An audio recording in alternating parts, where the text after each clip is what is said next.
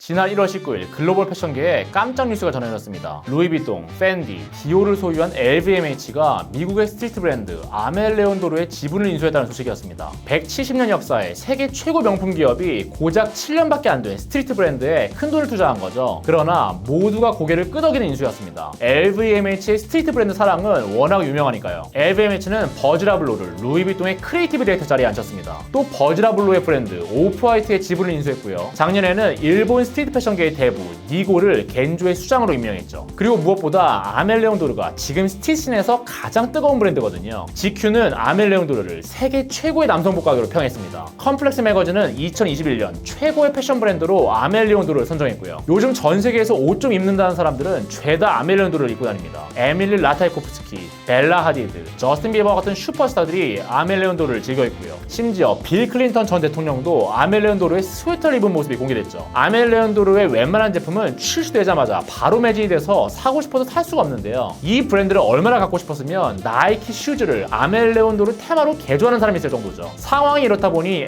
LVMH도 아멜 레온도르를 자기 편으로 끌어들이고 싶었던 겁니다. 앞으로 아멜 레온도르는 LVMH의 전폭적인 지원을 받되 독립적인 브랜드로 운영될 예정이고요. 7년밖에 되지 않은 초짜 스트리트 브랜드가 전 세계로 뻗어나갈 수 있는 확실한 길을 잡은 거죠. 아멜 레온도르, 제2의 랄프 로렌이라 불립니다. 스트리트 컬처에 기반한 클래식 의리를 선보입니다. 아멜 레온도르라는 프랑스어 이름을 가지고 있지만 미국 패션계가 자랑스러워하는 브랜드고요. 2014년 테디 산티스라는 남자가 뉴욕에 시작했습니다. 한 번도 패션을 정식으로 공부한 적이 없는 남자였습니다. 패션계에서 일을 해본 적도 없었고요. 테디 산티스의 부모는 그리스에서 뉴욕으로 건너온 이민자였는데요. 산티스는 어릴 적부터 부모님이 운영하던 그리스 식당에서 일했습니다. 이후에는 맨해튼에 있는 고급 안경숍에서 마케팅을 담당했고요. 산티스가 일한 안경숍 고객 중에는 패션계 종사자들이 많았는데요. 하나같이 산티스의 남다른 안목을 칭찬했습니다. 산티스가 패션계에 뛰어들면 크게 성공할 것 같다는 사람도 많았고요. 그 고객 중 한 사람이 바로 스트리트 브랜드 키스의 청업자 로니 피그였죠. 로니 피그는 산티스에게 너만의 브랜드를 시작해보라고 바람을 넣었습니다. 그러던 어느 날 산티스는 로니 피그에게 자신이 디자인한 티셔츠 이미지를 보여줬는데요. 로니 피그는 이 사진을 자신의 인스타그램에 올려서 500개가 넘는 라이크를 받는다면 성공 가능성이 충분할 거라고 말했습니다. 그리고 라이크 수는 500개가 넘었죠. 테디 산티스는 안경샵을 그만두고 자신만의 브랜드를 준비하기 시작했습니다. 아멜 레온도르라는 이름을 지었습니다. 프랑스어로 사랑을 뜻하는 아메에 산티스의 아버지 그리고 자신의 이름을 반반씩 섞은 네이밍이었죠. 아멜 레온도르는 첫 컬렉션에서부터 강한 인상을 남겼습니다. 스트리트웨어 같지 않은 스트리트웨어였습니다. 아주 미니멀하면서도 클래식했죠. 이후 아멜 레온도르는 초고속으로 성장했습니다. 키스의 오프라인 숍에 입점했습니다.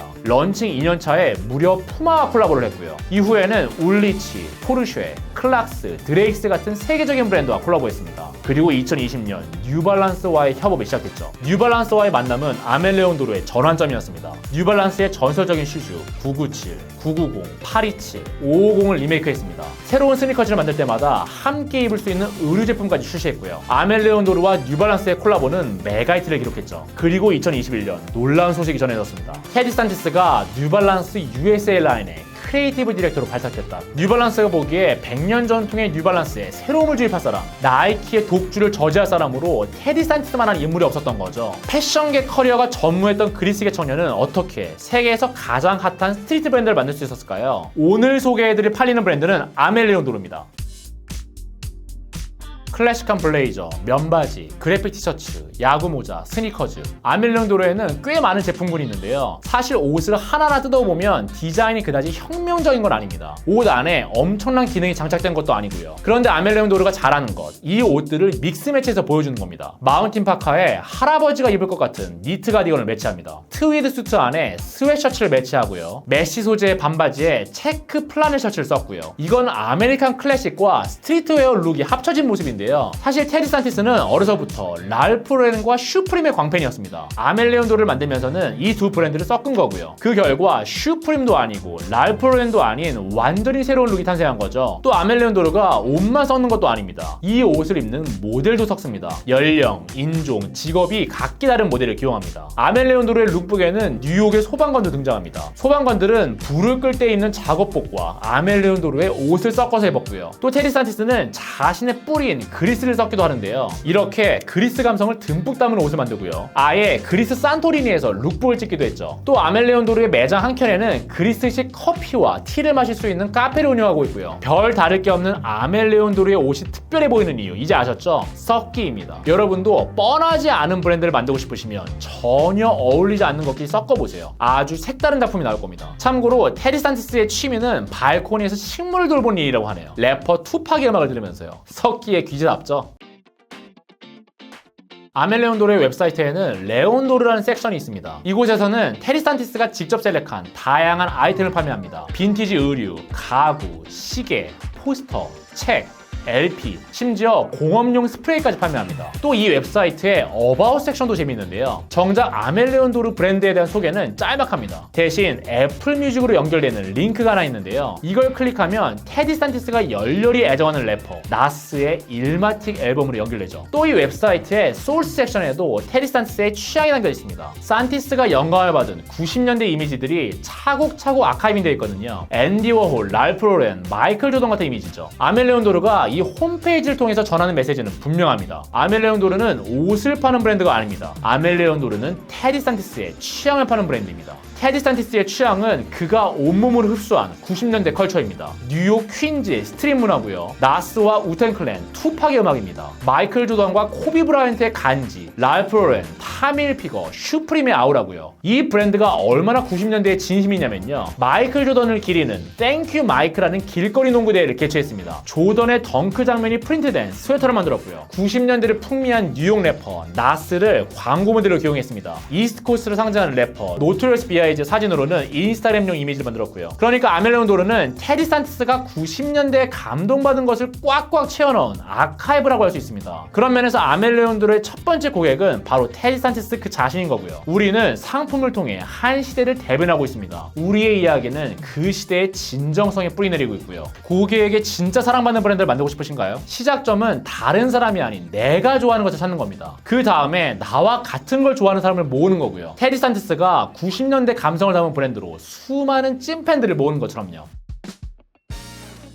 아멜레온도르 매장은 전 세계에 단 하나뿐입니다. 마음만 먹으면 수십 개, 수백 개 매장을 낼 수 있는 브랜드인데도 그렇습니다. 이건 슈프림을 배치마킹한 것 같은데요. 저 유명한 슈프림도 전 세계의 매장이 꼴랑 14개밖에 없거든요. 그런데 아멜레온도르가 매장을 늘리지 않는 더 중요한 이유가 있습니다. 이 브랜드가 양보다 질에 목숨 거는 브랜드거든요. 테디 산티스가 아멜레온도르를 처음 시작했을 때 일입니다. 원가 절감을 위해서 아웃소싱으로 옷을 만들었는데요. 완성품의 수준이 형편없었습니다. 이때부터 산티스는 적은 수량이더라도 제대로 된 옷을 만들기로 결심한 거죠. 이후 아멜레온도르는 이탈리아와 일본에서 원단을 수입했습니다. 뉴욕과 캐나다에서 옷을 제조하면서 품질을 관리했고요. 매장 수를 급하게 늘리지 않았습니다. 매장이 늘어나면 지금과 같은 매장의 수준을 유지하기가 어렵다고 판단한 거죠. 또 아멜레온도르는 지나치게 빠른 성장도 경계합니다. 테디 산티스는 이 브랜드가 카니 웨스트의 이지처럼 되지 않았으면 좋겠대요. 빨리 뜨거워지고 빨리 식는 그런 브랜드 말이죠. 그래서 아멜레온도르는 콜라보에 대해서도 굉장히 보수적입니다. 콜라보 상대를 고를 때의 기준도 요즘 제일 핫한 브랜드가 아니라 아멜레온도르와 결이 맞는 상대를 고릅니다. 울리치, 포르쉐, 클락스, 뉴발란스처럼 역사가 있는 브랜드와 타임리스한 제품을 만드는 식이죠. 테디 산티스 본인도 미디어의 주목을 받는 걸 피합니다. 인터뷰도 잘 하지 않고 행사에도 나타나지 않죠. 유일하게 인스타그램을 통해서만 소통하고 있고요. 마치 언론 노출을 극도로 피하는 꼼데 가르송인 레이 가하코보나 마르틴 마르지엘라의 계보를 잇는다고나 할까요? 그러니까 테디 산티스는 좋은 옷으로만 승부를 보고 싶은 겁니다. 브랜드를 빨리 키우기보다는 내실을 쌓는 데 집중하고 있는 거고요. 당신이 돋보기를 들고 태양빛을 한 곳에 모으면 결국엔 불을 만들어낼 겁니다. 불을 내기까지 돋보기를 오래도록 붙잡고 있는 건 매우 힘든 일이지만 만약 그 일에 성공한다면 상상 못한 비전을 이루게 될 것입니다.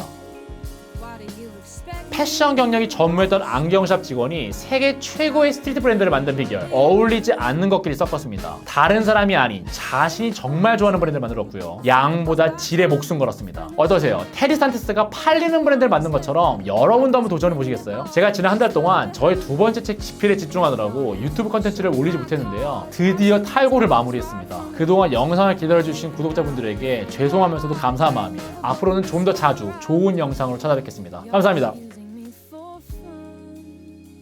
Take the wheel, and then we're done. I thought I meant a little more.